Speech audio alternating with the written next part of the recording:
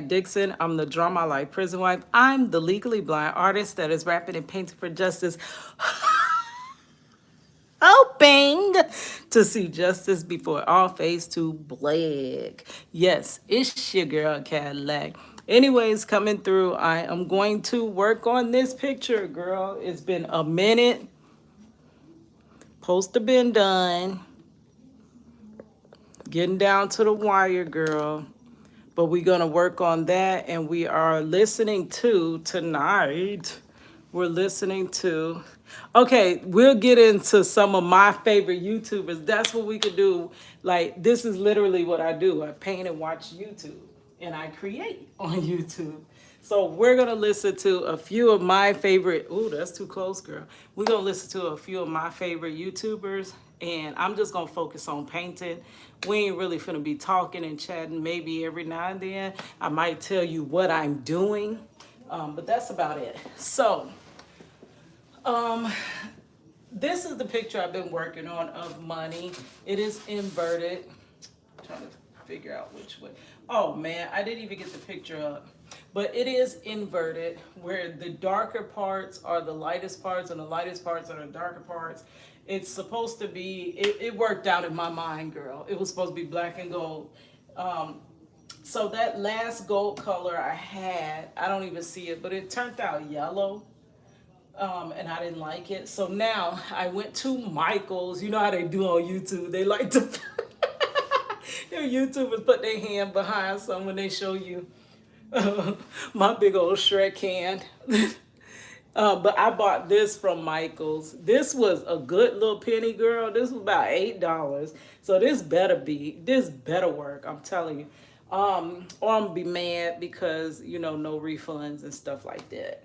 So we're gonna try this. It does have a little glossiness to it, iridescent. So I'm gonna use that. What I'm gonna do is I'm going to go over the areas that I already painted. So I can try to change it to gold because that's just not looking gold. That's looking tan to me. Okay, so let's get started. Let's start. Move some of my stuff out the way, girl.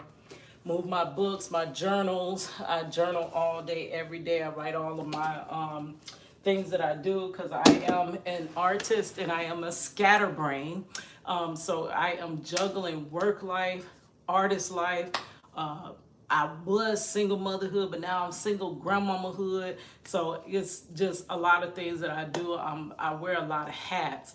I am a full-time employee, trying my darndest to get off of my workship so that I can actually use my life being an artist, girl, like for real.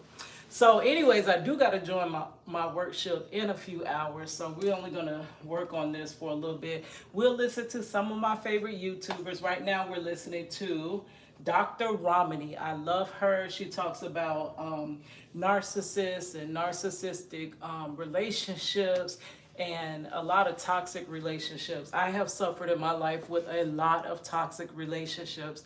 I am now on the verge of turning 42, and I would say really when I turned 40, 40 does something to you. I literally started, like God started revealing slowly but surely some things in my life, some problems that have went on for so long, and I never really understood or knew why he's revealing certain things to me. And one thing that he has revealed is that I've had a lot of toxic relationships in my life. So we're gonna listen to Dr. Romani, then I might find some other people that I listen to, girl, and who gets me motivated. All right, so let's get to this, and I'm just gonna be painting. Finally, narcissists are very invested in looking strong to the world. Strength, power, control, domination. Okay. These are all key dynamics in narcissism. And sort of being above it all and pronouncing that it's all great is another way of maintaining that power. While the rest of us look anxious and weak, actually, to them, not to the real world, but while the rest of us seemingly look anxious and weak, actually being concerned with the real issues in the world, they, the narcissists, are just able to maintain a facade of strength by just repeating their mantra that everything is just fantastic. And the scary thing is that they really trick the world, and everyone's like, well, what a natural leader. They're just always positive. The narcissist's toxic positivity can impact us like any toxic positivity. It has a very gaslighting feel. There can be a temptation to just go along with the everything's great mentality. But you don't need to do that. You have the right to step back seltzer water. and not buy into their self-serving rose-colored glasses and simply see the world as it is. Sure, some days aren't great, and you're clear on what those days are. But it's okay when some days are not. But it's not okay for the narcissist. And it's sort of an interesting, last takeaway is that one way you really see this is narcissists actually hate getting sick. It's very hard for them when they get sick, because now everything's not great. Like they'll say, I'm as strong as a bull. I never get sick. And so when they finally do get sick, it can actually be very destabilizing for them. They'll try to fight through it and say, I'm going to get better in record time. I don't need no stinking flu shot. I don't believe flu shots for suckers. And when they get sick, yeah, they'll complain more than ever. But it's very important for them to never show any weakness to the world. So their toxic positivity, it's not just gaslighting, it's putting this false, grandiose front to the world so that no form of weakness ever peers out from behind them. But if you had to grow up with a toxically positive parent, live with a toxically positive partner, have a toxically positive friend, or have a toxically positive boss, these kinds of narcissistic patterns, which are really, really common, especially This in is the grandiose picture of money. narcissists, My it can daughter be that galling. I'm doing. Interestingly also, in the Don't mind covert my old beat up narcissists, iPhone, you don't please. tend to see as much of the toxic positivity. They don't tend to run positive. This toxic positivity pattern is definitely something that we see much more in the grandiose narcissistic space. So I hope that gives you some insight, especially when you run into the everything's great narcissist, and they're saying everything's great, just as they're spreading toxicity, lack of empathy, and all the other gaslighty, invalidating, dismissive things they do. But somehow they're able to put a nice shine on it and say everything's great, just as they're sticking it to you. So let's talk about spiritual bypassing. Now, you may not know the term, but spiritual bypassing is actually a term that was, I think, coined in the 70s or 80s by a guy named John Wellwood. It's this idea of using spiritual beliefs or practices as a way to circumvent real feelings or processing real pain. Will that be debit or credit? Both. And What do you mean, both? The real arrogance to spiritual bypassing is though the bypasser can't be bothered with mere human feelings, but instead they hide behind spiritual explanations. Now listen, I am the first to acknowledge that psychological pain is a beast, and it would be nice to run away from it, and I know my clients always want to run away from it many times, but that's not how it works. The only way out is through, and there are no shortcuts. All the spiritual bypassers seem to think there's a shortcut. Now this is a channel about narcissism, so why am I talking about this? As you can imagine, narcissistic folks would love to take shortcuts on psychological pain. As the internet and social media are commodifying mental health and spirituality the same way they do clothes and shoes and cosmetics, narcissistic folks are jumping on wellness and growth as a way to once again self-righteously lord over other people. With spiritual bypassing, we see the coward's move of not facing the real pain, pretending to be above uncomfortable emotions. There's also an invalidation element to spiritual bypassing, with the bypassers often being those toxic positivity distributors, believing you can breathe, chant, mantra, meditate, or yoga yourself through anything.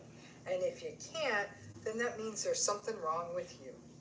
Spiritual bypassers often look as though they are in a perpetual state of denial. Everything's fine, everything's great. I have love and light in me. They're sort of robotically positive and believe that they are bigger than their emotions. Simply put, as I see it, spiritual bypassing is actually quite cowardly. The invalidation element of spiritual bypassing means that the bypasser it will also not be able to hear about other people's difficult situations and may tell you that you're inviting more negativity by being negative. Or if you set boundaries, you're viewed as limiting the flow of love. Spiritual bypassing is also an enabler's game. Let's say you share your experiences of narcissistic abuse that you're having with a partner or a family member.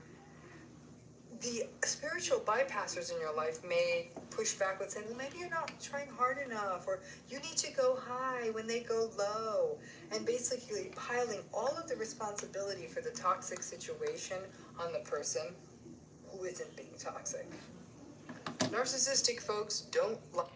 Now, what she's talking about is, I said I wasn't gonna talk, girl, but I'm gonna talk. I'm gonna talk, girl. But what she's saying is basically toxic positivity when you cannot fix certain situations and you're like, you don't understand. Like, for me, I honestly just do not understand some things in my life. And people will tell you, they act as though if things do not flow and turn out right in your life, it is basically your fault. Um, I always beg to differ. Me and my mother, we had these differences, which I love her, she loved me, but we were different. And there was this one phrase that she always said that I just could not stand. It used to get under my skin when she said it. She would say, Keita, you make your life. And to a certain extent, it seems like that should be true. But I'm like, how could I make my life and the life that I made is not the life that I'm living? I literally made a successful life. I've done so much within the 42 years that I've been on this earth. I grew up, I was the oldest of five. I'm sorry, I was second oldest of five children. Girl, this the perfect time to plug my little song since we ain't doing too much. I'm born in 81, done did a whole lot of living. I did some things I think life ain't forgiving. I've been through many trials, I did a whole lot of, I learned a whole lot of lessons, but the Lord is still waking me up. Guess that's a blessing. Chi-town born, I'm Florida raised. If life is a beach, I'm soaking in all the rays. I'm just a sinner that's saved by grace, so I must have purpose, so I'll search for it daily.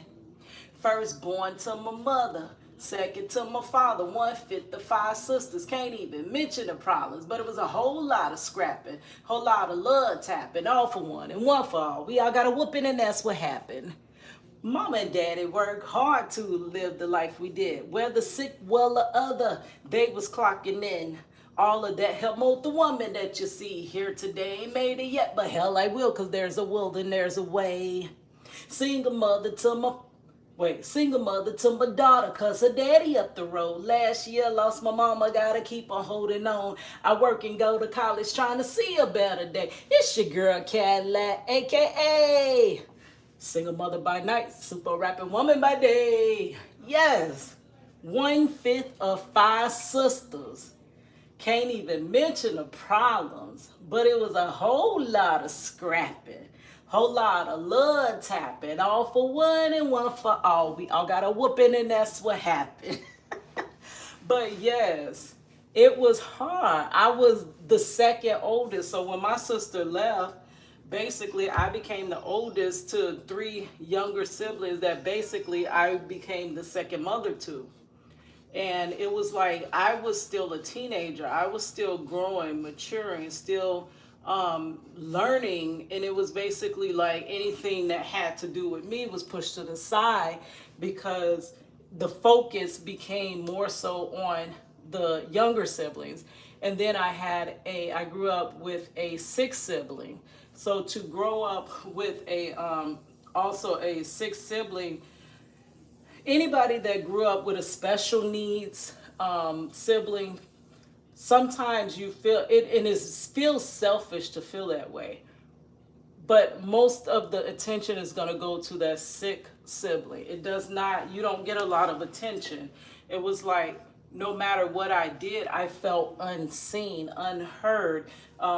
It was always my mother was dealing with the little kids, or she was, my sister was sick, so she was going back and forth to the hospital. Now, I know that seems selfish. I'm not trying to be selfish. I'm not trying to take the spotlight or anything away. It's just, I'm telling you why I felt unseen and unheard, and basically like I was kind of just there to, be the babysitter.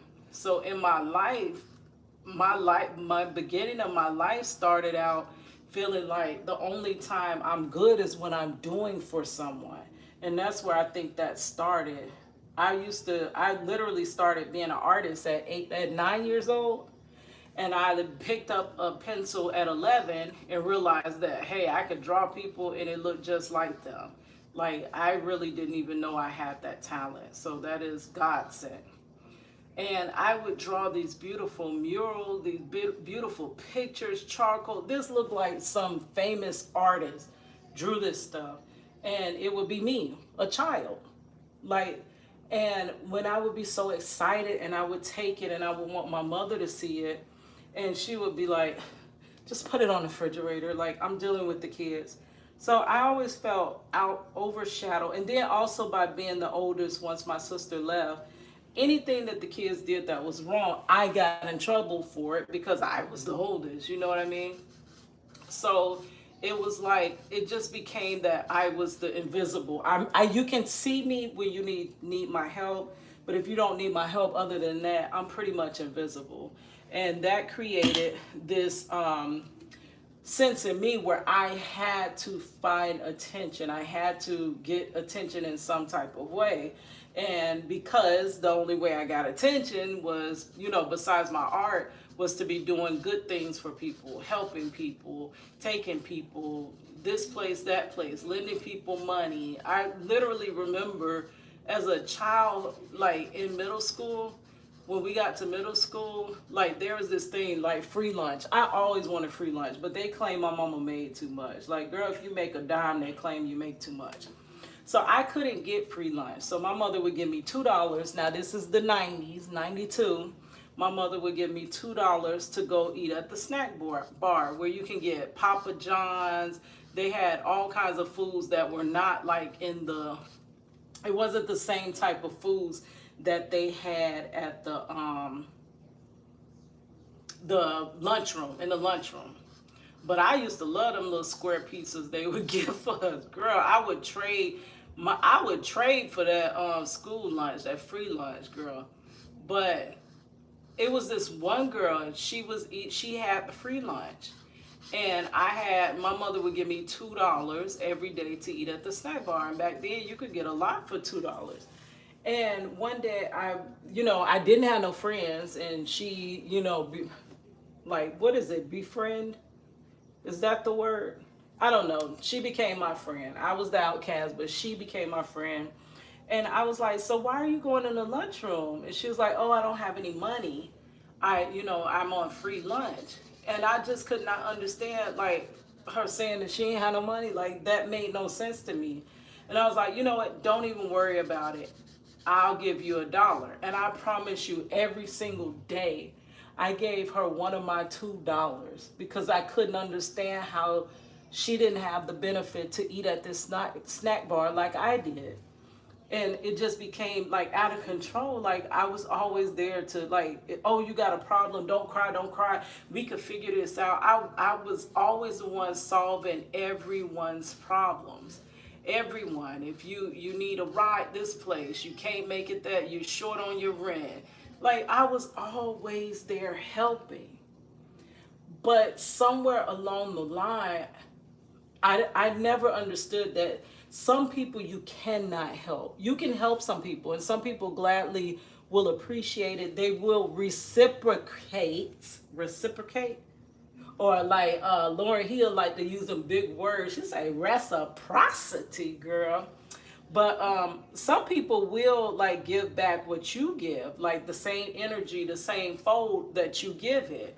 So that's a mutual relationship. That's basically like a give and take relationship. But by me doing so much for so many people, it would be times that I would literally just finish doing a favor for one person, into another favor for another, into another favor for another, where it came to the point, y'all know I journal every single day. And I started saying, I need to journal and literally keep track of how many times I am helping the same people. Like, I was gonna make a board like with the names and check each time I'm doing something for them. Like, my mother used to do things like this. She kept account of everything. And I wanted to also put myself on that list and be like, how many times out of the course of a whole day do I do anything for my own self? I barely do anything for me. If you looked at the whole scope and the way I treat others and the way I treat myself, you would think I hate myself, like compared to how I treat others and how I'm always going the extra mile for everyone around me. But I literally do not see it happening for me. Like, I could just do something that took a bunch of time, a bunch of energy. It was way out the way. And someone can do something small and they feel like they've done just as much. Or I can frequently help the same person over and over and over and over and over and over. And then they can help me once and then they just feel like, oh, I've done just as much for you as you've done for me. And these are the type of relationships that I really have around me. I don't have a lot of feed into me and I feed into you. Like, well, pour into you, I pour in, you know what I mean? And we're both filled. I don't have a lot of those relationships at all. And it leaves me drained. But it's unfortunate. It took me years to get drained. So I just went through like feeling like, okay, the only time people like me is when I'm helping, so let me just always help people. But what I realized along the way, people just take advantage of me. They literally don't really even like me any more than they did before I did anything for them. They feel no more love, no more admiration, nothing. It's just, hey, you were stupid enough to do what I asked you to do. And that became a problematic problem in my life. And I don't know, I kind of got off the track. But the whole point was my mother would say that I made my life. And I'm like, I don't understand how this is the life that I made when I put everyone, like, how you do unto others as you would have them do unto you. I mean, I always tried to live by, the laws of the land and live by the laws that were presented in the Bible and the philosophies and turn your cheek and this and that. They slap you 1,000,001 times, just keep on forgiving them. And, I would live by that. So I'm like, how is this the life that I made for myself? And I mean, I didn't grow up poor. We grew up middle class, which there is no middle class anymore, in this country. But I grew up middle class, and basically my mother always taught me, well, she grew up in the west side of Chicago. She's from the west side of Chicago. And she moved to Florida, her and my father. My father's from the south side of Chicago, originally from Mississippi. They moved to Florida basically for a better life for their kids than what they grew up in. And my mother made me work for every single thing that anything I wanted, she would make me work for it. And what was so funny and what was so ironic, the younger siblings were not treated in the same manner. Anything they looked at, it felt like they got it. Anything they wanted to do, they got it. Like, they made sure they were going to college. They paid for them for everything. Their first car was not a used car. They had these brand new cars. I'm like, who does that? Who gets a brand new spanking car for their first car? And my car was a used, it was the older family car, used, and I was just as appreciative of it. And like anything I had to get, I had to work for it. My mother did not run me no money like that. When I had my daughter, Like, and I became a single mother overnight. Like, did I beget that? How in the heck did I beget that when I'm thinking I met the perfect man and we finna be together, and girl, that just turned left on me, like, and turned left and went down a dead end road. Like, how did I create that? And like, basically, I would work hard. I was like, no, this can't be my life. I don't desire this. I gotta, go get through college. And my mother told me, if you paid for yourself to go to college, you would appreciate it more. And I got on my grind and started trying to find ways to get money and see how I can get myself through college. I didn't finish college till my daughter was almost grown. I think she was grown because I graduated in 2020. I started college in 2000. The 20-year college student. Girl, like, but I finished it. Like, anything, everything. I got my cosmetology license, which was not easy because I'm disabled. I have carpal tunnel, arthritis, and everything else. Like, but no matter what obstacles are placed in front of me, I still achieve and go out there and get and excel, but it just never, the life that I want never happens. I don't desire a struggle life. Like Jaheim had that struggle love song. I don't desire no struggle love, girl. I did not make a life where I should struggle as hard as I have worked. So I don't believe that I made my life. Like, literally every bad thing that was thrown at me, I tried my best to change it. Take something negative and make it into something positive. Like, I always tried to do that. Like, when my husband was wrongfully convicted, I didn't just sit back and, oh, he's wrongfully convicted. I started petitions. I started meeting people. I started going out marching myself with other people on other issues. I started creating artwork. I started trying to sell my artwork. I decided I was going to try to do it through music. I went out and I was never one to talk about what I want to do one day. I was always the one to go and do it today. You want to do this? Okay, let's do it. Let's figure it out. We could do it. I was never one that just sat back. So I don't understand how I made my life the way that it is.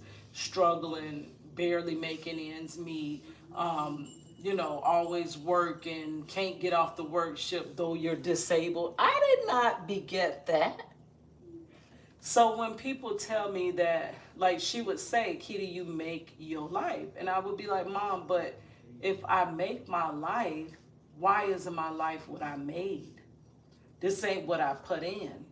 You know how they say you reap what you sow? I didn't sow weeds. I didn't sow dead crops. I didn't sow this sour fruit. God, oops. I didn't sow this sour fruit, so why am I reaping it? And I just literally do not understand. And what she's saying is toxically positive people throws it back on you. The reason you did not get it is because you were not positive enough. And then what that does to me, I intake it and I'm like, okay, well, maybe they know more than I do. And maybe I wasn't positive enough, or maybe I wasn't thinking this way. And maybe that's why I didn't get it. So I'm basically going back to the drawing board, and a person that they basically beat themselves up.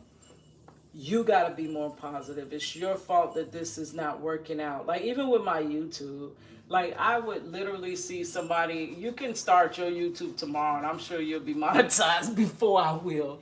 Even though I literally daily upload. I was doing a lot more to my channel when I first started back in 2000. I've been on freaking almost since YouTube began.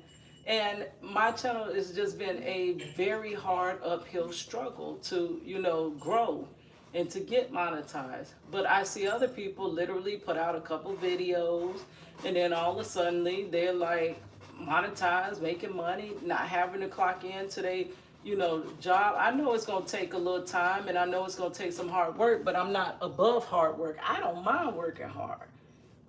I work hard. Like, honestly, I don't mind. But I don't understand when your hard work leads to nothing, leads to struggling well into your life. And I mean, even if you want to cancel out the working hard in YouTube and in school and the music, if you want to cancel that out, I've worked hard in my work career. I'm one of the hardest workers that be on the job.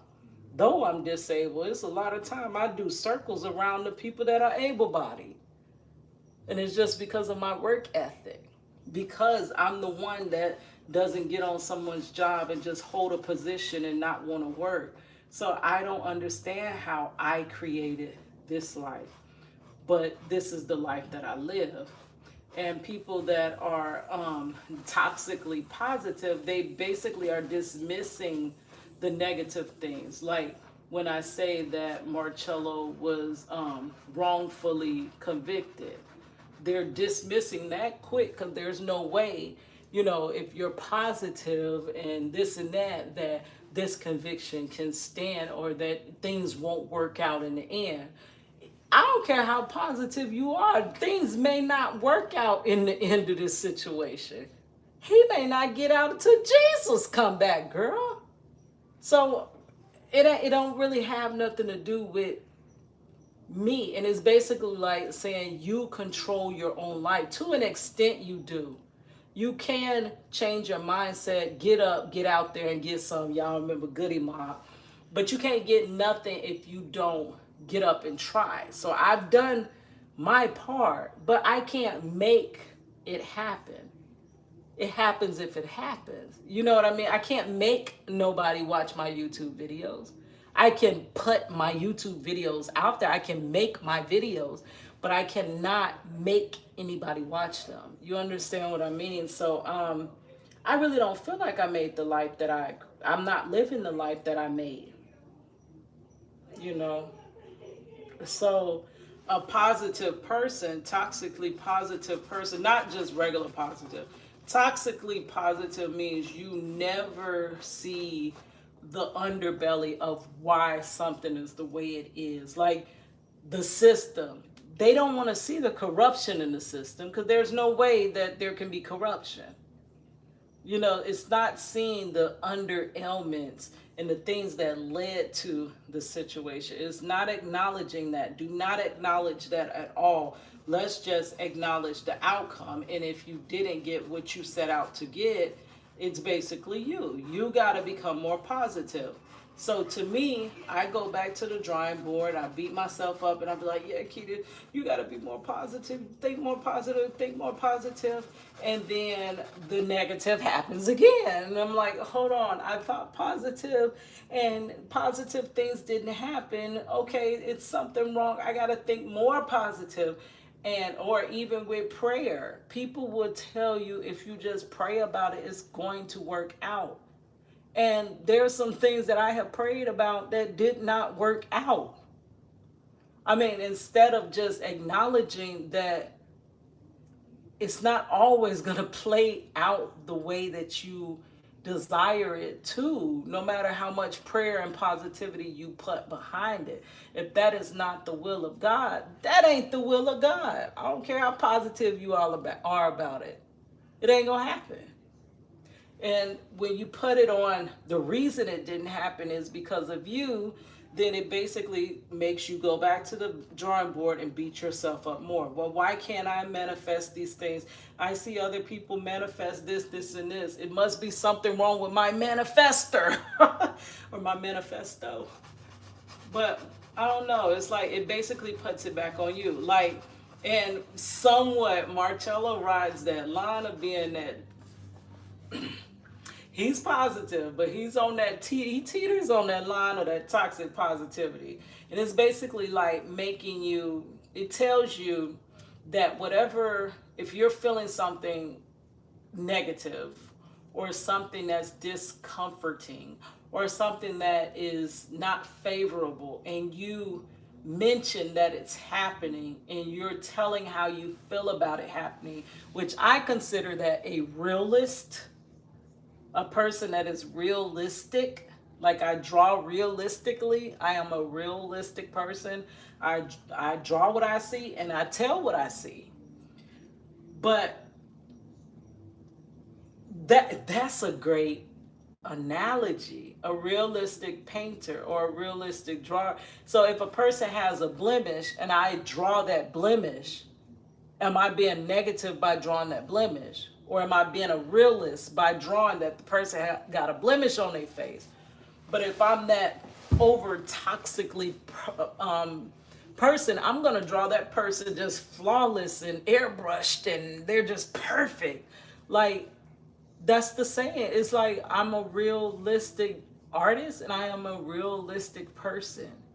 If something is hurting me, I'm gonna say it's hurting me. I'm not gonna hide that ish. How you doing today, Keto? I'm alright. I'm not going, oh my God, it's just so rainbows and butterflies and unicorns and such. No, I'm alright. How you doing? Are you okay? You doing good? Because I always believe in seeing how other people doing too. Don't just, people figuring out how you doing. Reciprocate what people give to you. So, Marcello, I don't know what we were talking about, but it was something. I don't know if it was my music career or what. We was talking about something, and I was like, it just didn't work out. And he was like, the reason it didn't work out is because, okay, first I said, when I think positive, negative happens. And when I think negative, negative happens. So it's almost like no matter what I load into the system, negative comes out. I end up in negative situations and with negative outcomes. And I was like, just like Soulja Boy. Soulja Boy ain't grind for years upon years upon years. Soulja Boy tried a clever solution. It worked. It didn't fail. It worked. Remember that. And he became famous. And once you break through the noise and basically get your face out there, you can do almost anything you want to do. Honestly, at that point, it's really easy to get a following once people know you. People jump on bandwagons. People are not willing to grow with you. If you ain't got it already, they ain't got nothing to hear from you. So basically, let's say it didn't work. And he tried something else and it didn't work. And he tried something else and it didn't work still. You get reinforcement through positivity and you get reinforcement through negative things happening. We basically become our, we are what we've been through. Like, if you didn't go through that negative situation, you may not come out negative because you haven't been through that negative situation. Those that haven't been abused would not come out with the aspects that come from being abused because they weren't abused. They weren't exposed to that. So those that hadn't had those negative situations, like some of the things that I've been through, like, if you haven't been through things like that, and I know we all go through something, we all go through different issues. So if you, well, back to the Soulja Boy. Let's say he failed every attempt. Failed. It'll be hard pressed. You'll be hard pressed trying to tell him that his next attempt is going to work. Now, let's say Soulja Boy did that and it worked. He touched that and it worked. He touched that and it worked. You would be hard pressed trying to tell him that there's something he cannot do because he realized that everything he does happens. Y'all, they knocking at the door. So for me, everything I have done so far has failed. Let's just be honest. We're not being negative. We're being realistic. Hold on one moment, guys.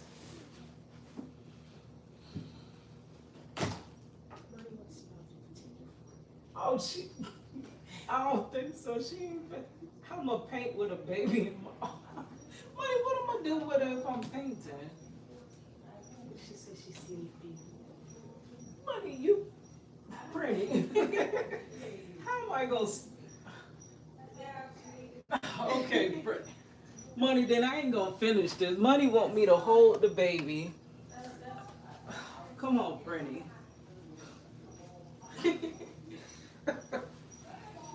Okay, so now the painting is over, y'all. No more painting, cause Money to ram me the baby. But basically, say hey, Prinny. Say hey. Hey, pretty, pretty. Pretty, pretty. Say hey, pretty, pretty. Say hey to the peoples. I was trying to draw your little mama, but she always trying to run me the baby. It's almost Prinny's birthday. Prinny is soon to be 1. And we are planning Miss Prinny's birthday. Girl. See, she want to touch all this that's on this table. But basically, I don't think this gonna work.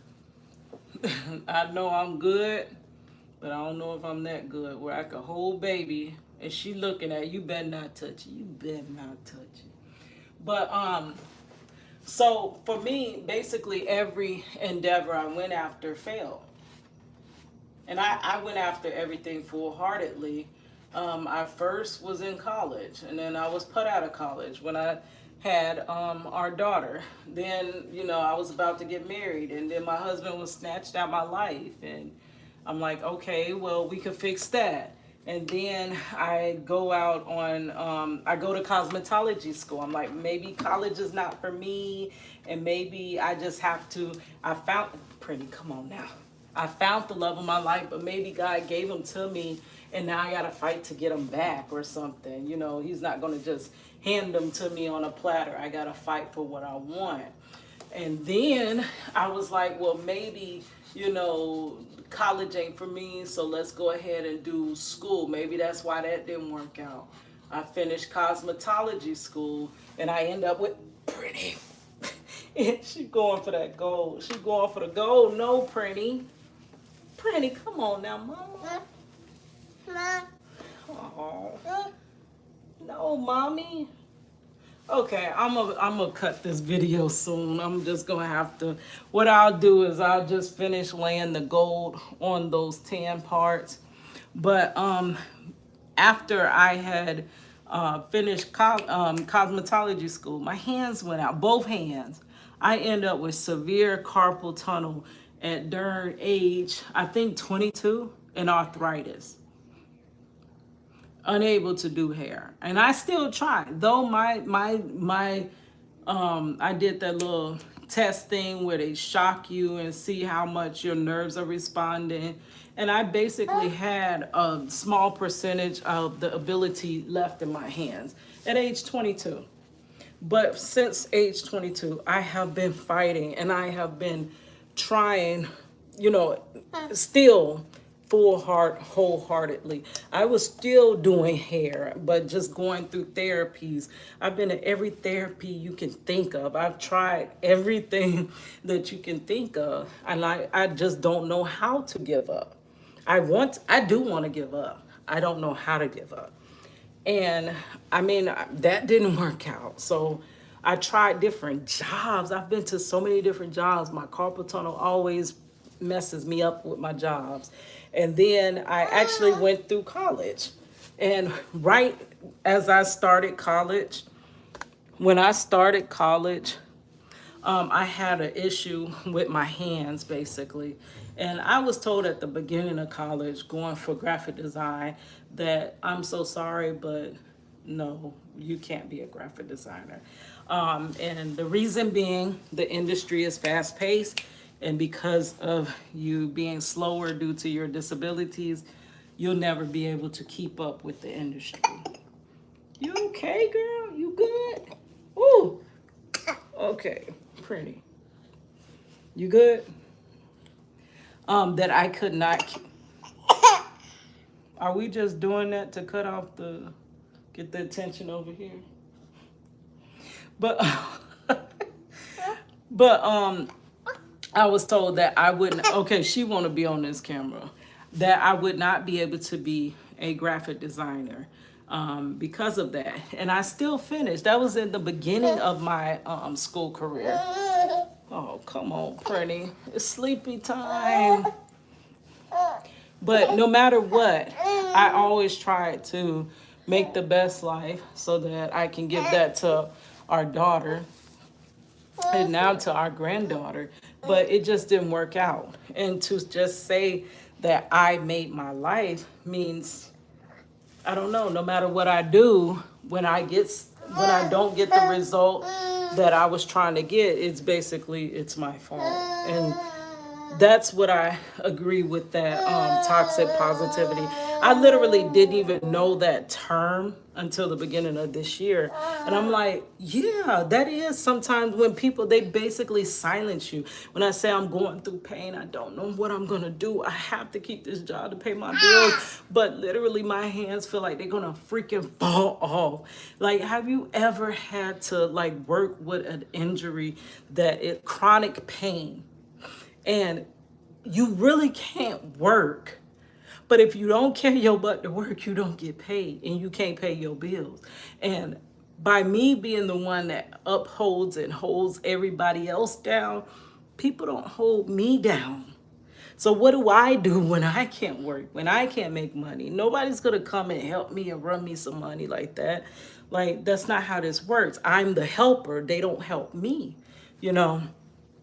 And I was telling him, like, when you constantly get bad, though you do good or you think good, think positive, you get negative, you think negative, you get negative. Like, it's almost like no matter what you do, you get the negative result, right?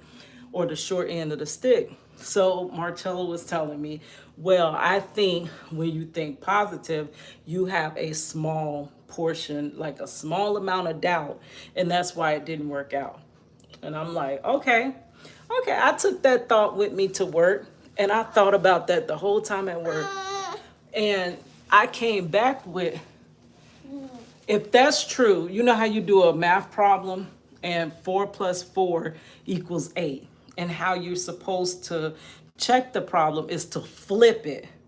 You do 8 minus 4, and then it equals 4. That's how they teach us in elementary. So you can check a problem by flipping the problem around and doing the opposite. So I would beg to differ that in the case of if I had doubt going into a situation and I had a small piece of hope, then the same should be true. Because I have that small piece of hope, it should change that doubtful situation around and it should be positive. So if you're telling me the reason my positivity didn't work because I had to have had some small amount of doubt, that means that if I have an immense amount of doubt and a small piece of hope, that should work too. So, I mean, and that's just not true. Some things just don't work out. Like, can we say that? No, we can't, because it's toxically positive. We gotta be always smiling and great days and sunshines and beautiful unicorns and butterflies, right, Pretty? All right, we're gonna end this because Pretty is doing the most. And Money always run me the baby at night. All right, guys. It's your girl Cadillac. Maybe we'll get this done someday. Let's be positive, Pretty. Ooh, your nose running, mama. All right.